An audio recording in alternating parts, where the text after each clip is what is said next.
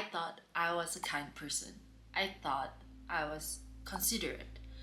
I thought saying yes to everything, making myself feel small, not creating drama, never rocking the boat.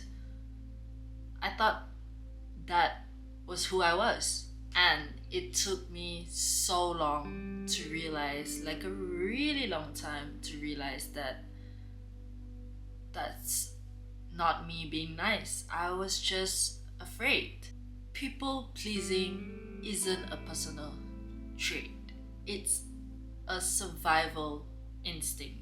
And once it outlives its usefulness, it tends to get a bit, well, draining. And that's when it starts to cost you everything.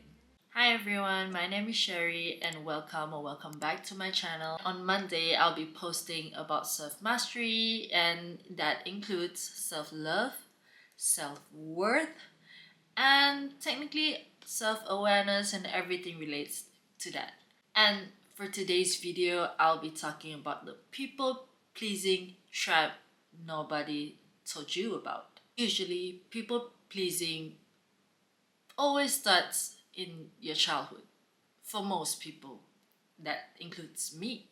In environments where approval means safety, being good, agreeable, and undemanding, kept peace.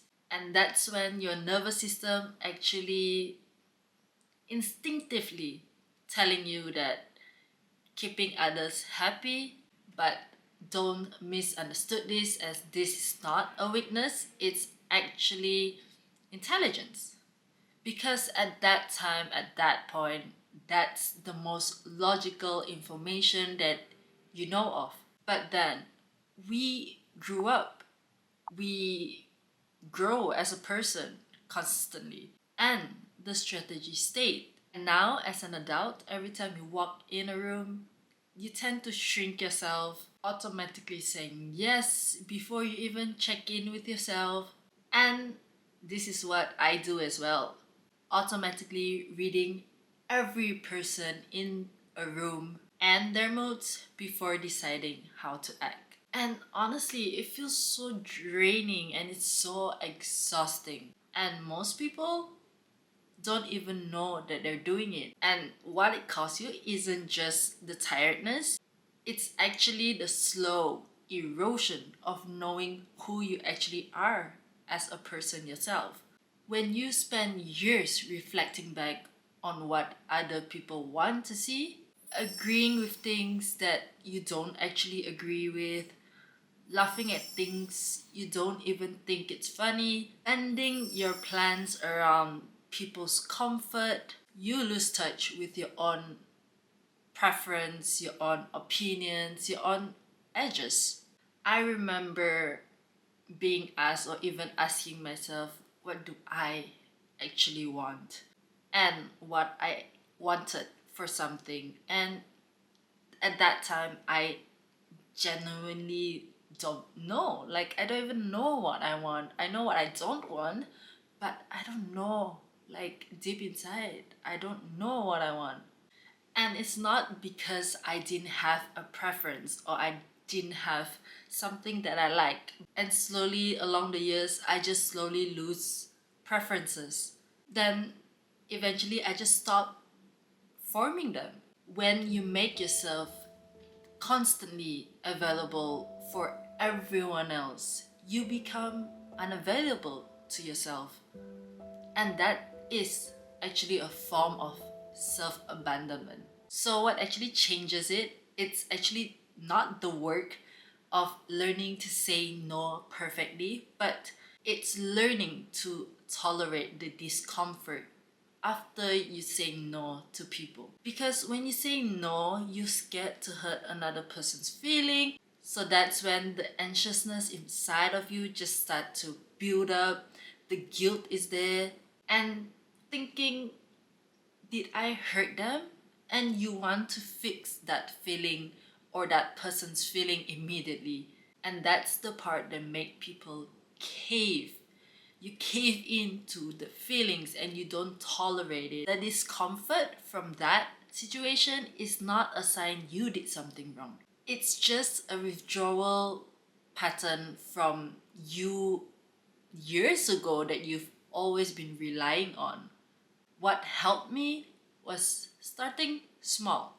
Not with the hardest, the biggest relationship in my life, but with the lowest stakes things. It can be as small as choosing what I want for dinner. For example, when you go out with your friends, everyone is just not deciding on what they want to eat for dinner. You can be the one who voice it out, and you don't have to be afraid that they don't like it or they won't agree with you. Just voice it out and you feel better instead of holding it in, keeping it in, bottling it up. That's not healthy for you. And in that situation, when your friends are telling you, oh no, I'd rather not have that for dinner, so when they speak out their opinion, you can have your own I'd rather not moment too. And those really tiny moments of choosing yourself, you'll realize that eventually the world doesn't fall apart when you decided to choose yourself. And when I start doing that, my life looks good. Like I feel good, and the world, all the people around me, or anything surrounding me actually didn't fall apart. You are allowed to take up space. You are allowed to have your own needs. You are allowed to disappoint people sometimes, or some people can feel disappointed in you. So what? You're still a good person. In fact, the most loving thing you can do for the people that you love or you care about is to be yourself, to be genuine, to be sincere. Just be you and stop performing for them, because once you stop performing after years of acting and pleasing them, you lose those friends once you be who you are. And that's when I'm gonna tell you the right people will not make you feel small, will not need you to make yourself smaller to love you. And if someone only loves you, the version of you that always say yes and never say no, that's an important information that you should take note of in your life. So here's a question to you. What's one thing you say yes to that you always wish you'd say no to? Comment down below. Mine is in the comments. And yeah, let's have a chat in the comments. And I'll see you next Monday. Or if not, you can also follow my Fashion Friday video, which I'll be posting about fashion. So I'll see you on Friday or next Monday.